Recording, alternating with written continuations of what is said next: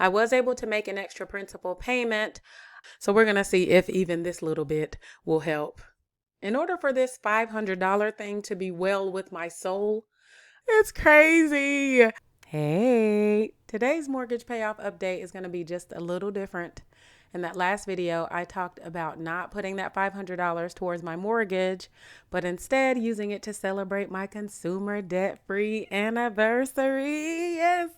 And in today's video, I'm going to share with you what principal payments I have made to my mortgage, because there are some that I am going to make this month. I mentioned that in the last video as well. And I'm also going to share with you what I've already spent some of that $500 on.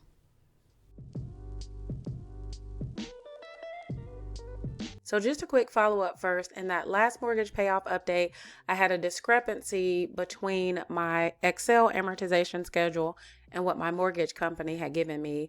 So I started working with the numbers, and I noticed that if I moved that $250 extra mortgage principal payment that I actually made on August 30th to September, then the numbers would match up. So I called my mortgage company just to make sure things were okay. I mentioned to them that I would definitely correct the tool as opposed to saying that they were incorrect, but I just wanted to double check that if I made that payment so close to the end of the month, that it's going to post within the month that I made it, not the next month if there's a delay or a lag or whatnot.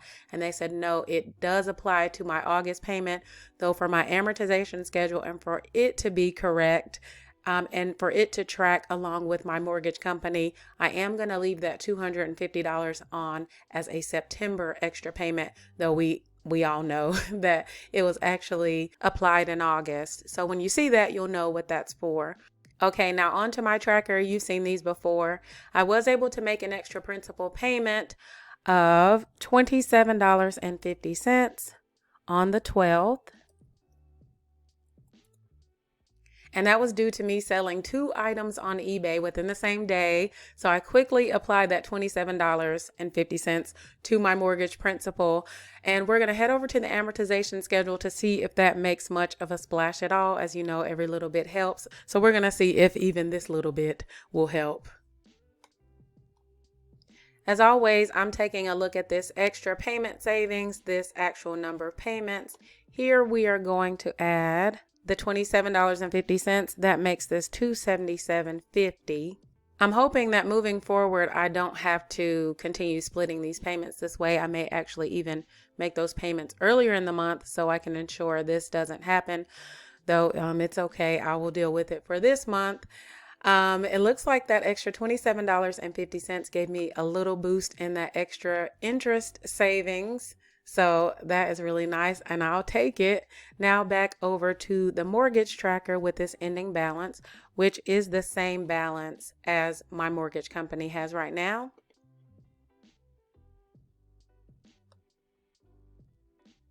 Nice. So I'm at 3%, actually 3.02. Make sure to get my 0.02 in there of that 5% goal towards paying down my mortgage for the year. That's great. Of course, I am thinking ahead and wondering if I'll make it, but I'm going to enjoy this moment.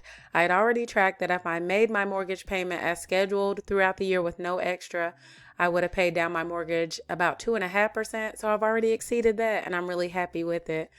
And now on to spending that $500.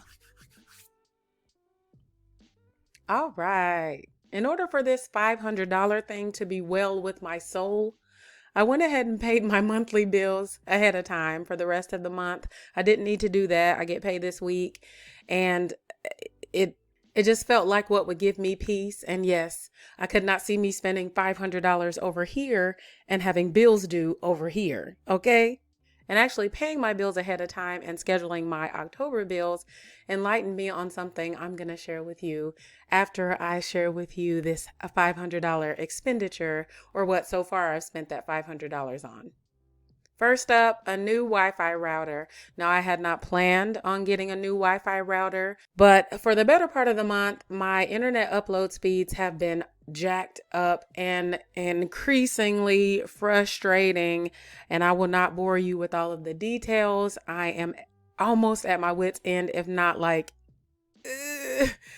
I just want them to fix this. And in an effort to try to fix it myself, I went out and bought a new Wi-Fi router. I'm just trying anything to see if it's something on my end or what. It's still not fixed, but let me tell you about this router. It was originally $300. It was on sale for $50 less, and then I price match down to $220. So after realizing it's not actually the Wi-Fi router, it's the internet service itself, I was debating on whether or not I would keep it. My old Wi-Fi router is about 4 years old, and so it's probably coming up on time to get a new one anyway. This one already has the new technology built in, all that jazz. So I'm thinking about keeping it. I don't know. I'm going to hold on to it. I have been thinking about returning it, but I think I'm going to hold on to it. And so thankfully I had $500 to spend. Yay. Next up, a little self-care, and I'm not going to bore you with this. Also, they did not sponsor this video, so I'm just going to lightly touch on the fact that I bought some new hair care products.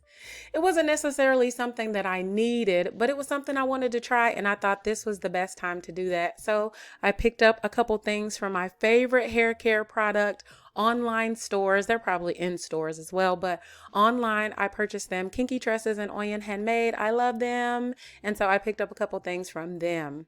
I even saved a little bit with some Labor Day codes. Yay! And last but not least, so far, I took mom out to celebrate with me at Bonefish Grill. You see that amount. We spent some money. It was her first time going, and I love Bonefish Grill. And so we went on an afternoon. I was off work. I took some time off. We went to Bonefish, and I ordered so many things because I wanted her to try a little bit of a few things. It was so delicious. She enjoyed the food. It was a great time. It was a lovely day. And I felt like it was very celebratory, but it was low key. But I felt like, wow, a nice, expensive meal to celebrate my consumer debt-free anniversary was just what the doctor ordered. Look at me just all excited. I'm going to try to calm it down a little bit. But as you can see, that $500, almost $500, $411.23 was really easy to spend. I did not expect that. Now I am starting to remember how easy it is to get out there, y'all. So that's why it's good to plan and to prepare. But I'm really excited with this. I do have $88.77 left. So far, I'm really happy with what I've done so far. I'm going to do more. Not too much more. I only have $89, but I am happy with how I've spent that $500 so far. And it's definitely been an eye-opener to how quickly that money goes. Now back to what I discovered as I was paying my bills for the rest of the month and scheduling my bills through October.